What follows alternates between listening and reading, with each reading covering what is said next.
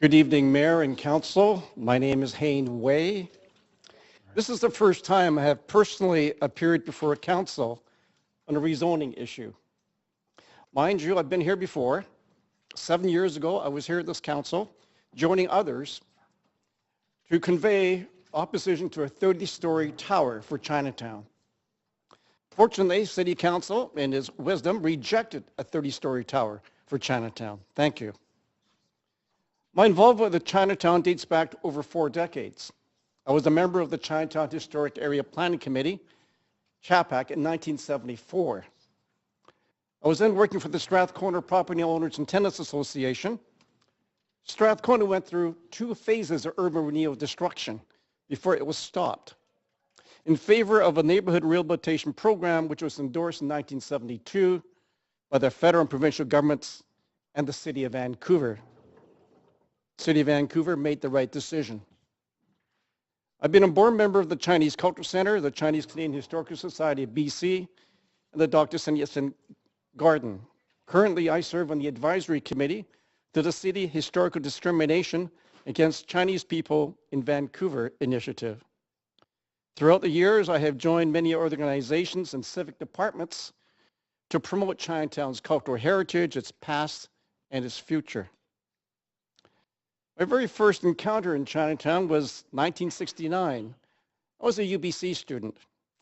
My brother Joe took me to a community dinner in Chinatown to celebrate the defeat of the Chinatown Freeway, round 1. There were to be several rounds against the Chinatown Freeway. Fortunately, City Council made the right decision, reversed its plans for freeways for Chinatown and for Vancouver. That last remnant of the Chinatown Freeway was the Quebec-Columbia Connector, 1973, which would have poured heavy traffic into Chinatown. On June 12, 1973, I was here, along with many others, to convey to Council our opposition and its impact on Chinatown. Again, City Council made the right decision and rescinded the Quebec-Columbia thoroughfare.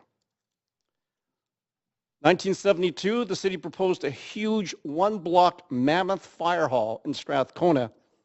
And needless to say, Chinatown and Strathcona were not pleased. They challenged that ill-conceived planning proposal.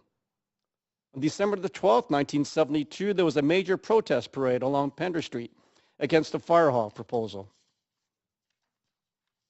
And a picture of that.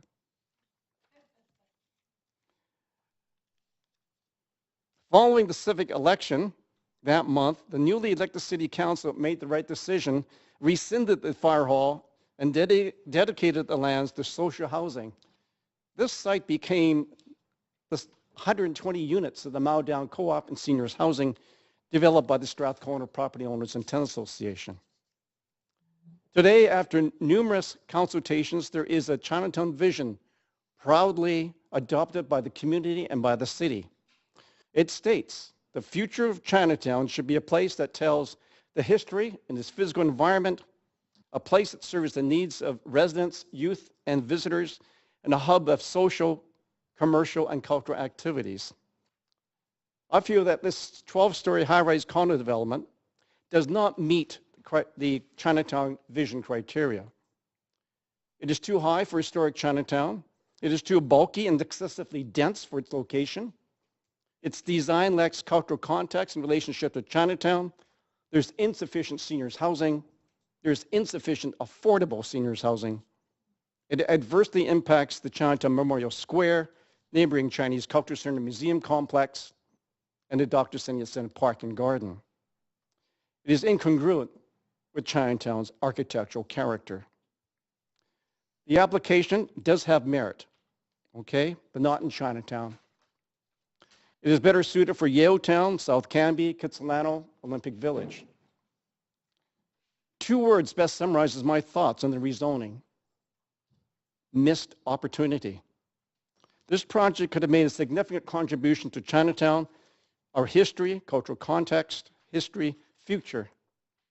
It could have been a catalyst for further Chinatown evolution, which brings back businesses, people, seniors housing, and enhances Chinatown's national historic designation.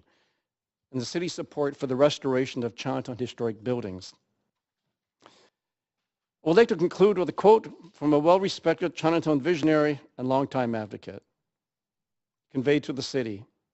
Chinatown requires your leadership to ensure that the developments such as this application, this crucial historic area, serve to build communities first, not just to maximize profits. I thank you for listening. Thank you very much. Listening. Thank you. Councillor Carr, do you have questions?